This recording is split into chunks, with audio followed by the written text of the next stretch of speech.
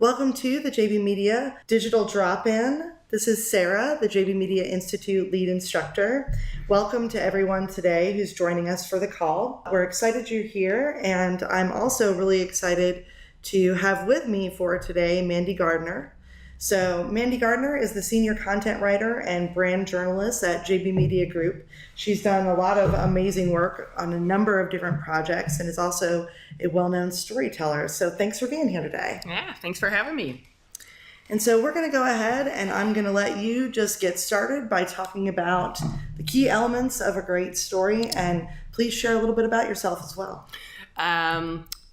So that's me. That's when something is very funny off to my left. I'm just going to actually dive right into this.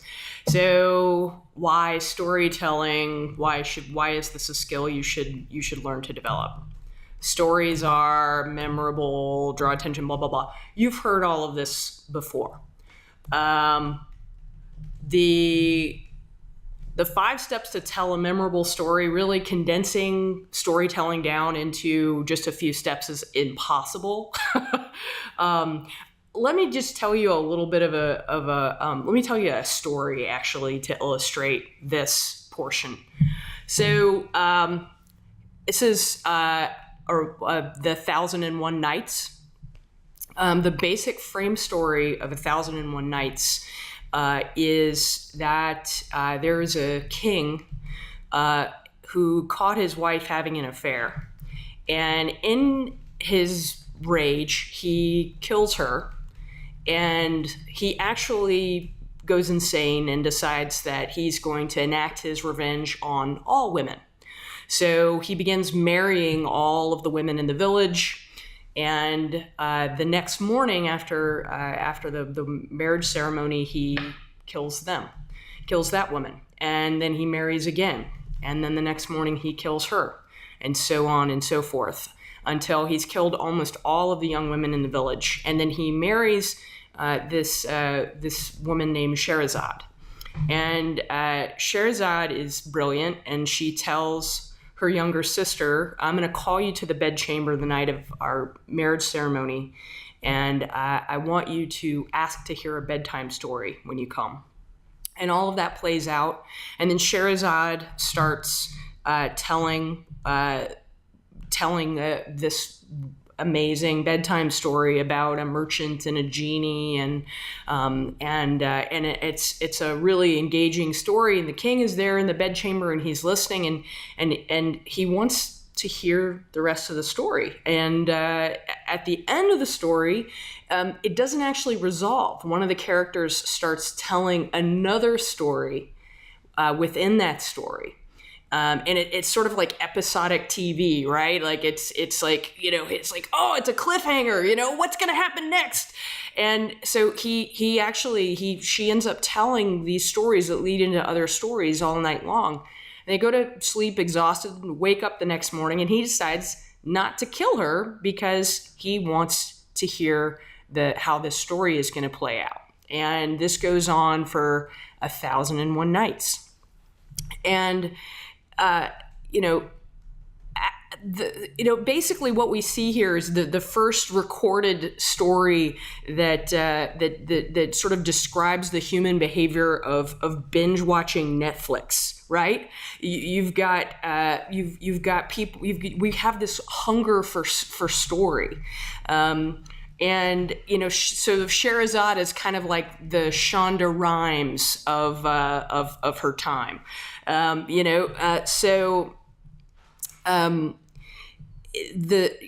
the end of all of this, Scheherazade convinces the king.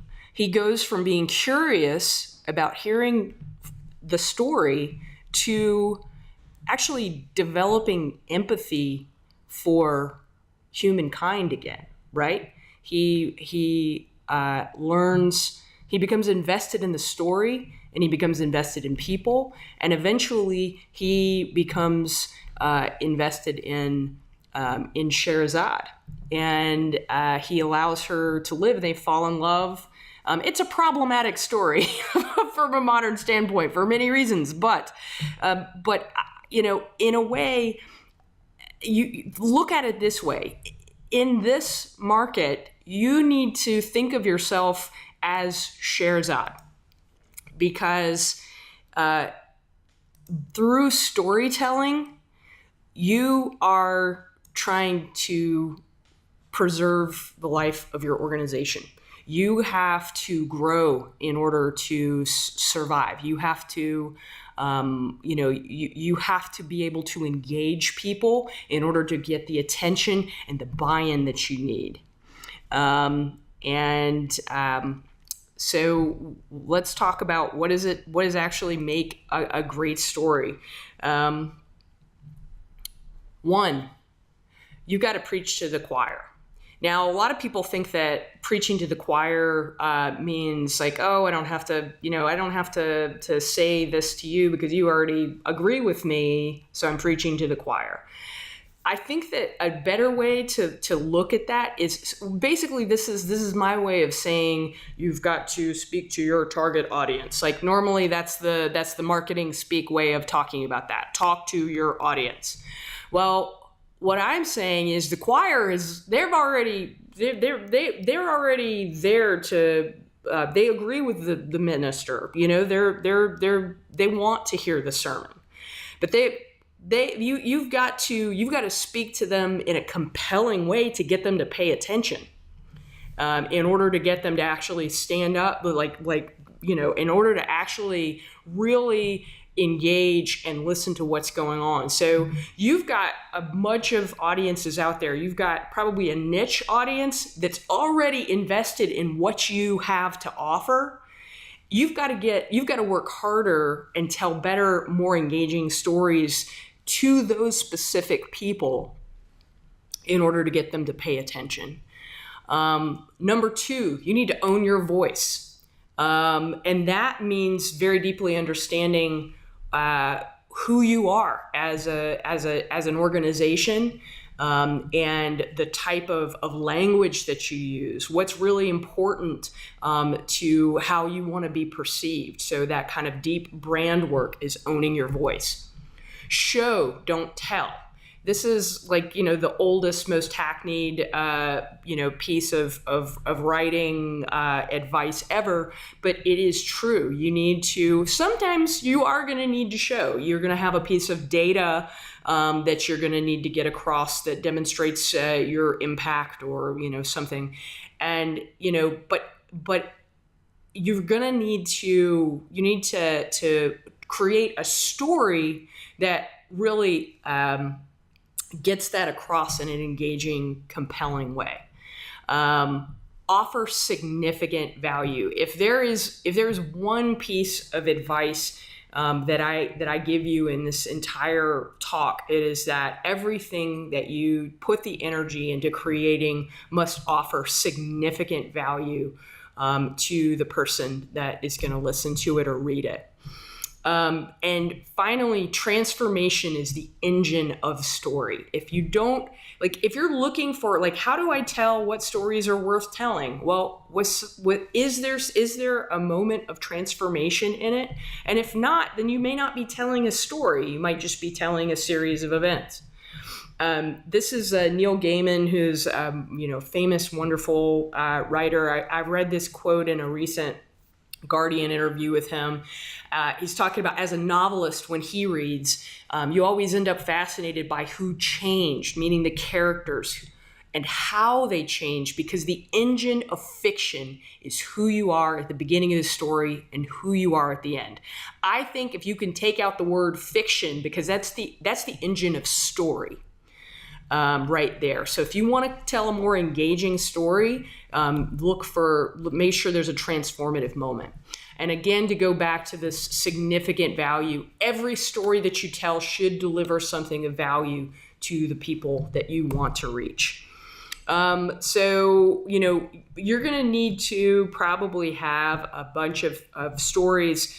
These can be used in emails. These can be used through your blog, your website copy, your social media posts. But before you begin sort of collecting stories, you need to be crystal clear on what your goals are. Why are you actually putting the energy into creating this stuff? Who's your choir? Who are your target audiences? You need to do some deep thinking about that. Needs, problems, challenges, hopes, and fears. One thing that I would say to you is, don't just think of this in terms of a persona, putting together like, oh, these are the people that we might want to tell stories to attract to us. You want to actually think about the people that you're already serving, and the type of person that you'd like to have thousands more or millions more of that type of person, and think about, write down like what were the needs that you served for them, and the problems and the challenges that they had, and what they hope to achieve by opting for your service. And write down those specific things so that you can think about storytelling opportunities that really get across, that will speak to that choir about those things. Again, your unique value and your key messaging you got to be super crystal clear about that, because it's not going to make total sense to try to go after every single story that you could tell. It's got to have a value to you. So this right here, this is the world's ugliest Venn diagram. I put it together. Thank you. Your goals for growth, they're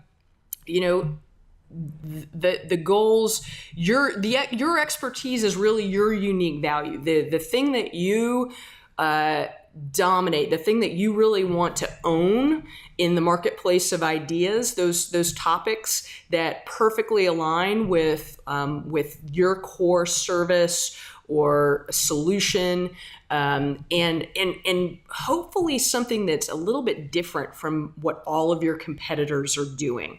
So your unique expertise and the needs, interests, and passion of your target audiences. So your choir, and also your internal goal as well.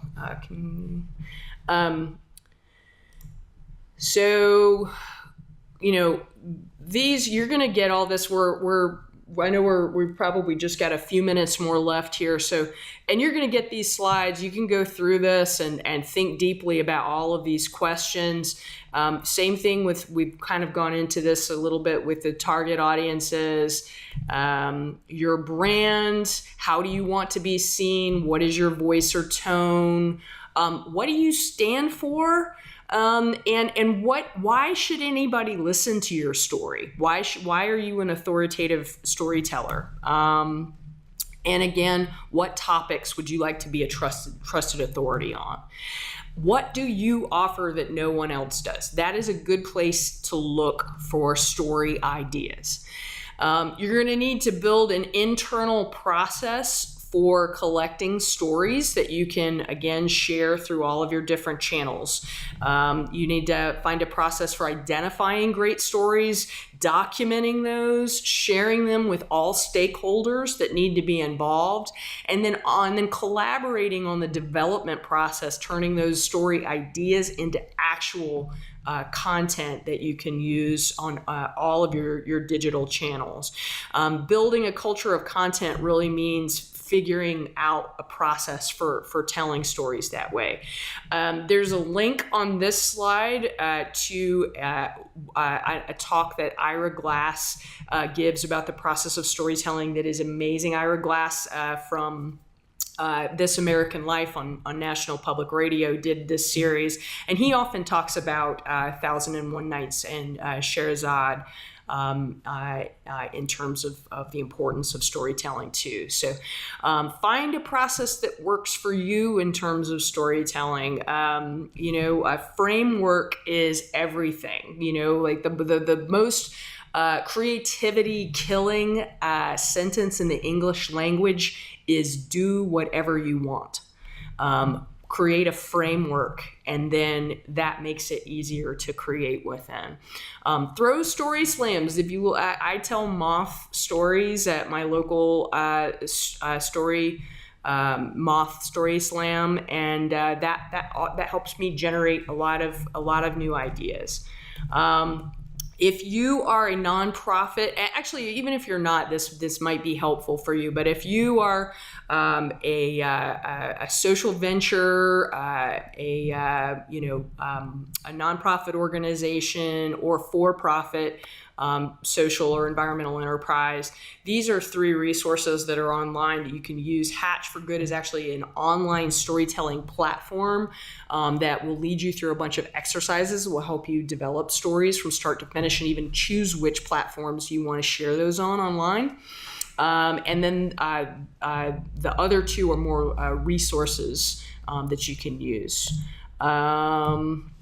All right, so I think that's probably my time. Might have gone over a little bit, but if you have any questions, I know this has been a fire hose of information, so that is my email address. Please feel free to email me. Yeah, and so we've actually had 2 people chat in almost the same question, which is, what is the ideal length of a story? Oh. And I think that's an interesting question because there's so much that goes into that decision-making process. Oh, definitely. I mean, stories can be used in so many, even telling, even a photograph is a story, right? Actually, visual storytelling is a critical component of I'm a writer, so I'm approaching this from an actual narrative standpoint, but a story can be everything from 3 or 4 lines to being an entire length of a white paper. Let's say you're publishing an ebook, you should be thinking about ways to incorporate storytelling into everything you do. If you're an entrepreneur and you're just starting out, you need to work stories into your pitches to illustrate your solution in action. Even if the question that you asked me was, what is the ideal length of a blog? The answer to that question is probably going to be about the same as what is the ideal length of a story. It needs to be just as long as it takes you to provide something of value, and no longer and no less. And you need to begin providing that value from the first line. That's going to be, I think my final word. If I can tell you one thing, especially if you're publishing something as a story online, you've got to nail your first line, because if you don't nail the title and the first line right now, you're not going to get any buy-in whatsoever. So hopefully that helped. Yeah, well, and I wanted to just bring up the basic idea that the work that you do, which, like you said, is more narrative and sometimes more long form because you're ghost blogging and you're writing ebooks and you're doing different things that are just more text-based, that when you create a longer piece of content like that too, you then start to really see the full story and you're able to pull out those little pieces that might become a short video or might become a singular Instagram post or might become, a shorter version of things. So I think that's something to keep in mind for, I know it was Sarah and Tina who basically asked this question around the ideal length. And I think that, one of the things that most clients really need to start with is understanding their main stories at a real core level. And even if it's internal, to sort of write out that longer story that they want to tell. And then from there, start to figure out how that story can be told with all these different mediums, all these different types of media. And, once you get into that, it means the story can be reflected in your blog posts, in articles written about you, in the e-newsletters that you send out, in the social media posts that you do, in the photographs and graphics that you create, in the videos that you can create. And around ideal length too, I want to just remind everybody, one of the things that affects whether or not you choose to do longer form or shorter form content, whether it is text or video or anything else, is really your audience. They decide if you should be doing long or short, because I've worked with clients where their audience would really only bear 30 seconds to 1 minute of a video and would really only read about 300 to 500 words. They were not going to read 2,000 words. They were not going to watch 10 minutes.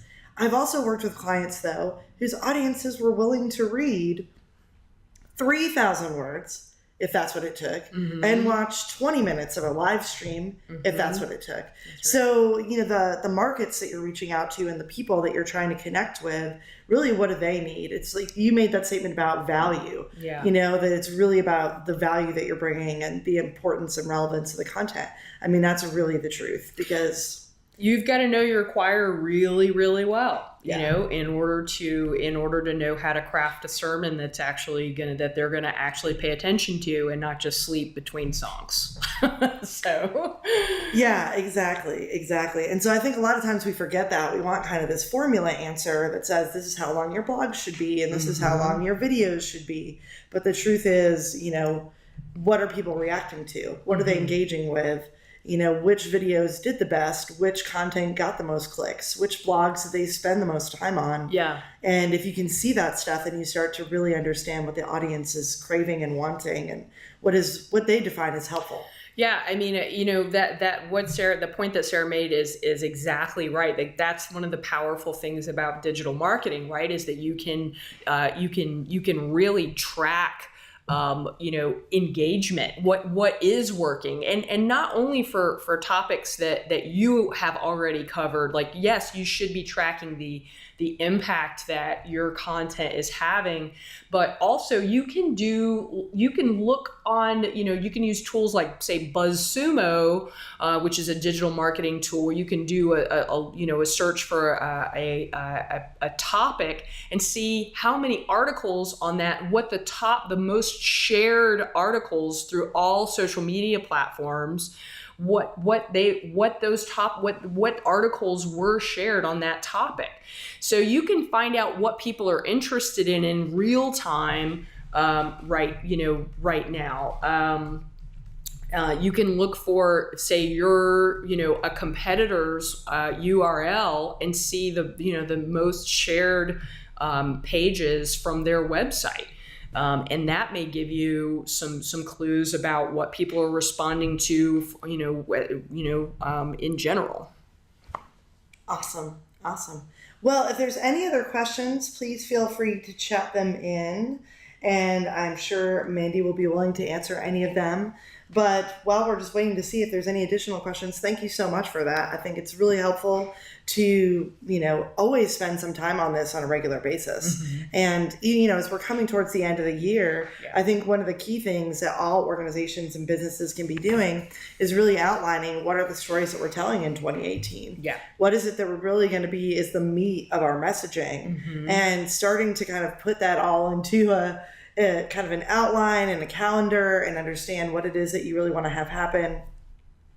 If you can start doing that now, then you enter into the next year really prepared to take your content strategy up a notch and make it even more relevant. It's also a good time over the holidays. I often tell people it's a great time to sit down and go over your analytics. Look at your website, while everybody else is celebrating Christmas and Thanksgiving and doing all that, take a couple hours and dig into what you've been able to see is really working for your audience this year. And then, use that to evolve your strategy into the future. And your goals, your new goals should totally be the guiding light towards what you need to be crafting stories about. If you go back to that ugly Venn diagram that I shared in this presentation, and think really deeply about what topics are at the intersection of all of those things: unique expertise, your goals, and the needs and interests of your target audience. If you think really deeply on what is that, what is that, get everybody on your whole team to weigh in. Create a spreadsheet that everybody is encouraged to contribute to, or name one person in your office storyteller in chief, and have them go around and interview other people. To collect those stories. That's what I mean about create a process around it. Awesome. Well, thank you so much. Like I said, and actually I see one more question coming through here from Yvonne. And so that is, other recommendations on engagement tracking, or is there a separate presentation or extra slide? So I'm going to talk a little bit about tracking when we talk about the online public relations media kits in the next segment, Yvonne. But essentially, I think when it comes to engagement tracking for just content, which is, the different types of things that you have on your website potentially,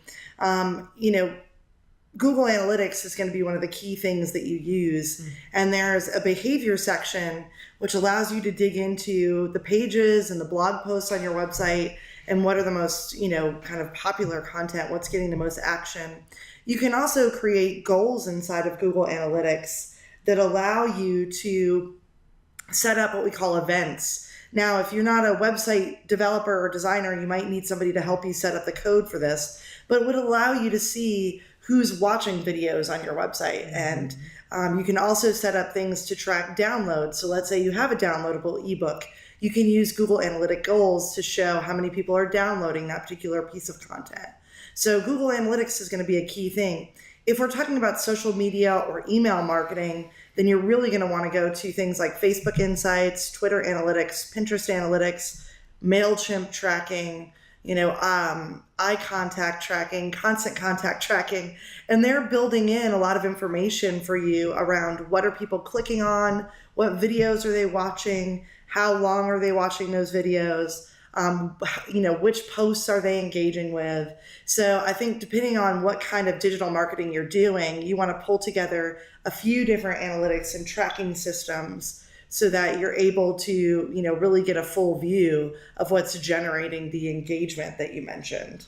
I would also add, if you're just looking for topics in general, like if you're looking for something other than BuzzSumo that I mentioned, you might also check out Nuzzle. Nuzzle is a tool that I use to monitor Twitter, like what is being most shared by my Twitter, the people that I follow.